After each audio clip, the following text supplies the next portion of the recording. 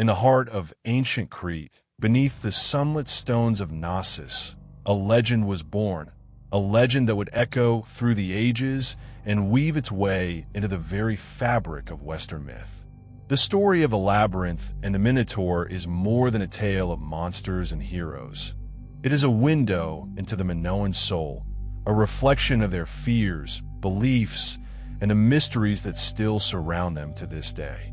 Picture the immense palace of Knossos, rising above the fertile Cretan plain like a crown of stone. Its corridors twist and turn, stairways climb and descend, and chambers open into other chambers in a dizzying, almost dreamlike pattern. To step inside these ruins is to enter a world where reality and legend blur, a world that inspired the ancient Greeks to speak of a labyrinth so intricate that none could escape its winding paths.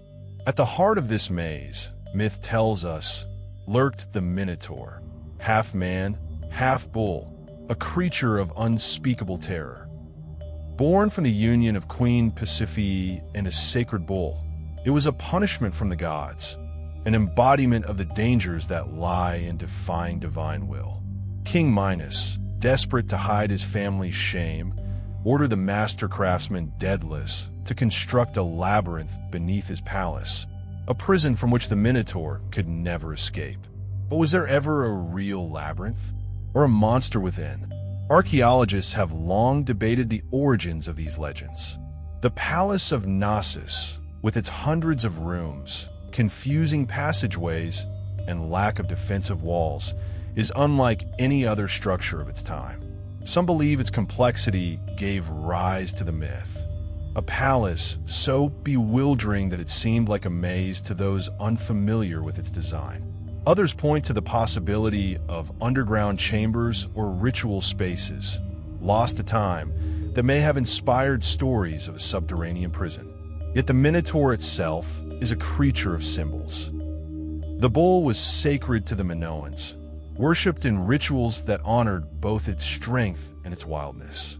Frescoes depict young men and women leaping over the backs of charging bulls in ceremonies of athleticism and courage.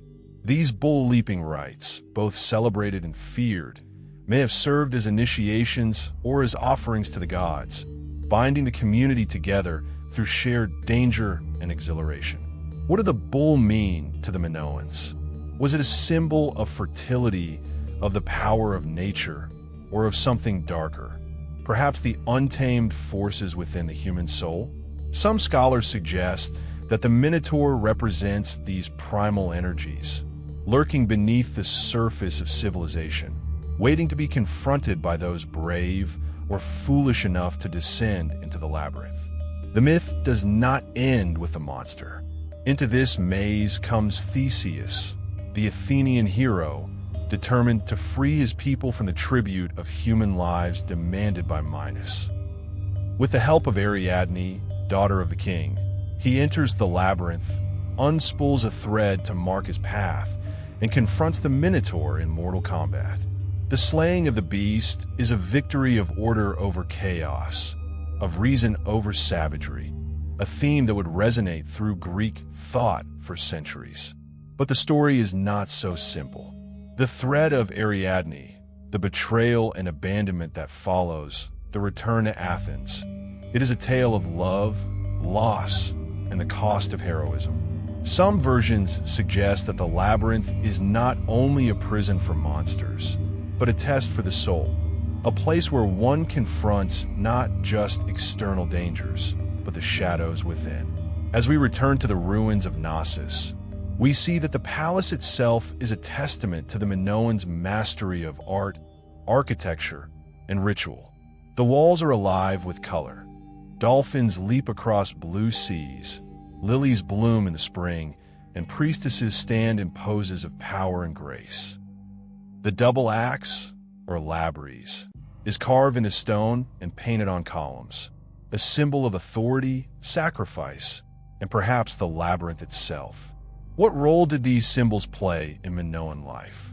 The double axe appears in shrines, on altars, and in the hands of priestesses. It may have represented the power to create and to destroy, to cut through confusion, or to open the way to hidden knowledge. The recurring motif of spirals and mazes in Minoan art hints at a worldview where life is a journey through twisting paths, where the center is both a place of danger and of revelation. The rituals performed in the palaces and sacred caves of Crete remain shrouded in mystery. Offerings of grain, honey, and animals were made to goddesses and gods, seeking favor and fertility.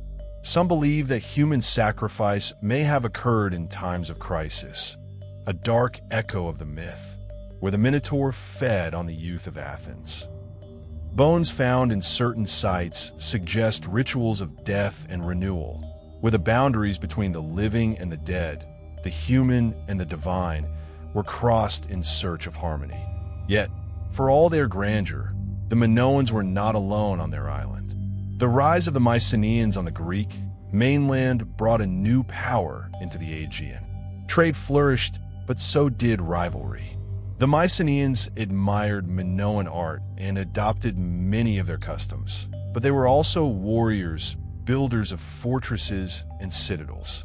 The interaction between these two cultures would shape the destiny of Crete, and perhaps the end of the labyrinth itself.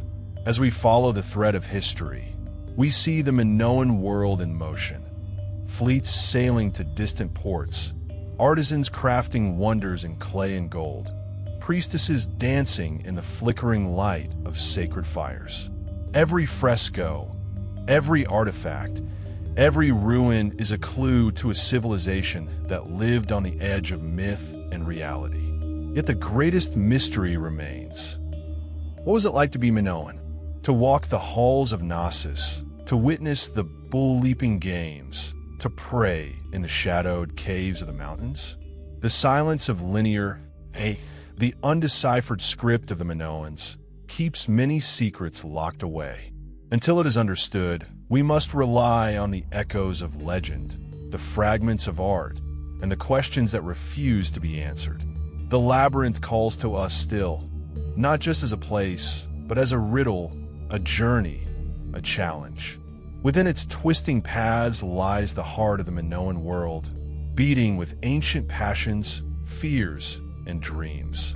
And as long as we seek its center, the story of the Minotaur and the labyrinth will never truly end. As the shadow of the labyrinth stretches across the centuries, the myth of the Minotaur continues to haunt not just the ruined halls of Knossos, but the imagination of all who seek to understand the mysteries of ancient Crete.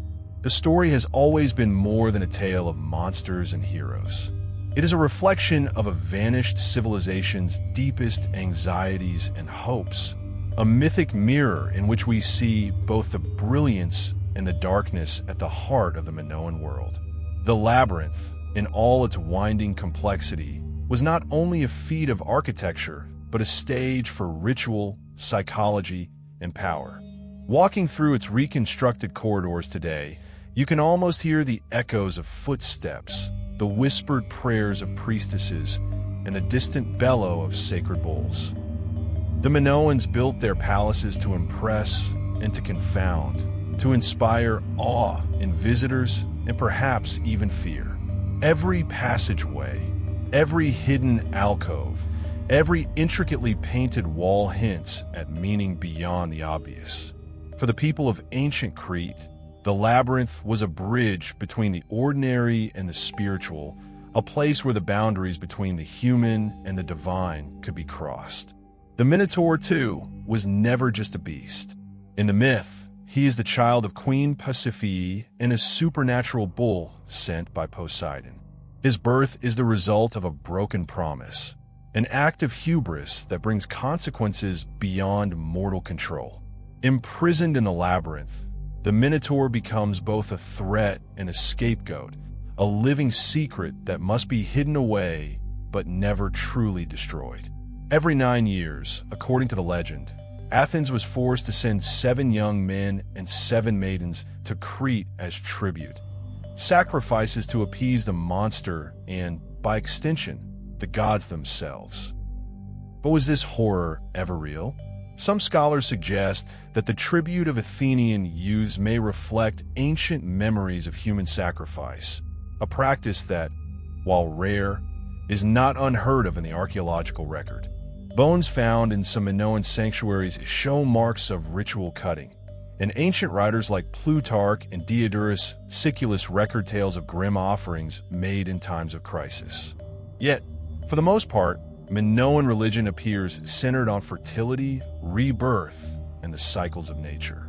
The labyrinth and the Minotaur, then, may be symbols of the dangers that lurk in the shadows of abundance, the wildness that must be honored, confronted, and contained. Central to the labyrinthine mythos was the role of the priestess. In Minoan art, women appear powerful and prominent, leading rituals, holding sacred objects, and mediating between mortals and gods. The famous snake goddess figurines, with their bare breasts and uplifted arms, embody both fertility and mystery. The double axe, or labyrinth, found in shrines and depicted in countless artworks, was not just a weapon, but a symbol of divine authority, perhaps originally wielded by the priestess in ceremonies of blessing, sacrifice, or initiation. What happened inside the labyrinth during these rituals, we may never know for certain. Some theorists imagine initiatory rites, young men and women symbolically lost in the maze, forced to confront their fears and emerge transformed. Others see the labyrinth as a metaphor for the journey into the underworld, a place where the dead are remembered and the living are renewed.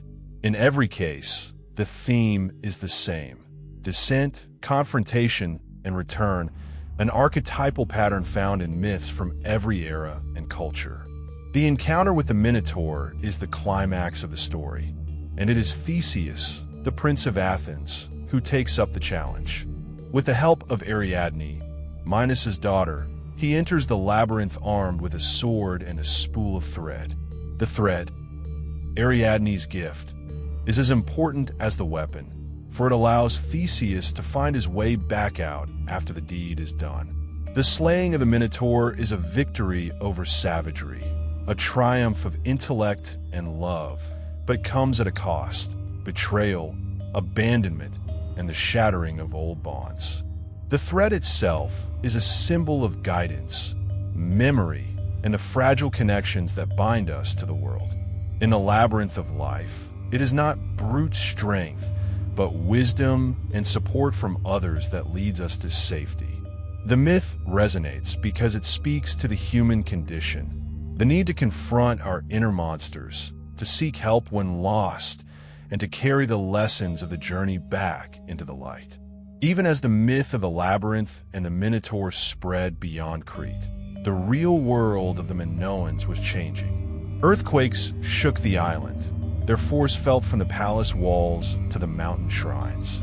The eruption of Thera unleashed a chain reaction of disaster.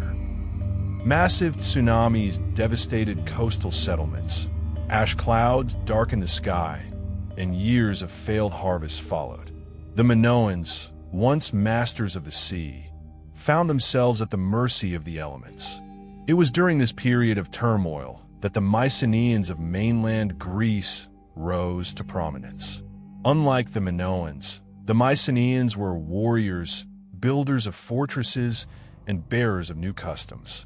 Archaeological evidence shows that after the devastation caused by Thera, Mycenaean artifacts and writing, Linear B, appear across Crete. The old palaces were repaired or rebuilt, but the new rulers brought change. Images of war replaced scenes of ritual, weapons appeared in graves, and the old gods were joined or supplanted by new ones. The labyrinth, once a symbol of spiritual journey, now became a memory of lost glory. The Minotaur, once a sacred figure, became a monster to be slain. For centuries, the ruins of Knossos and the other palaces lay abandoned, their secrets buried beneath layers of earth and myth. But the story did not end there. In the classical world, the myth of the labyrinth and the Minotaur was retold by poets and philosophers, adapted to new contexts and meanings. Plato, in his dialogues, hinted at a lost civilization destroyed by the sea, a tale that many have linked to the fate of the Minoans and the legend of Atlantis. The labyrinth became a metaphor for life's challenges, a puzzle to be solved, a place of transformation. In modern times, the rediscovery of Knossos by Sir Arthur Evans reignited the fascination with Minoan Crete. Evans's excavations uncovered not just a palace, but an entire world, a civilization of artisans, merchants, and priests whose achievements rivaled those of Egypt and Mesopotamia. The frescoes, the pottery, the enigmatic linear A script, all speak to a people who embraced beauty and complexity, who saw the world as a labyrinth to be explored, not a battlefield to be conquered. Yet, for all that we have uncovered, the essential mystery remains. Who were the Minoans? What did they believe? How did they understand the labyrinth, the Minotaur, and their own place in the cosmos? Each new discovery adds a piece to the puzzle, but the whole picture remains tantalizingly out of reach. The labyrinth endures, as myth, as symbol, as a challenge to the imagination. It calls to us, inviting us to enter, to seek, to question, and to wonder. The Minotaur waits in the darkness, not as an enemy, but as a part of ourselves, a reminder that every journey worth taking must pass through the unknown. And so we walk the paths of Knossos, real and imagined, seeking answers in the ruins and in our own hearts. The story of the labyrinth and the Minotaur is not just the story of a lost civilization. It is the story of humanity.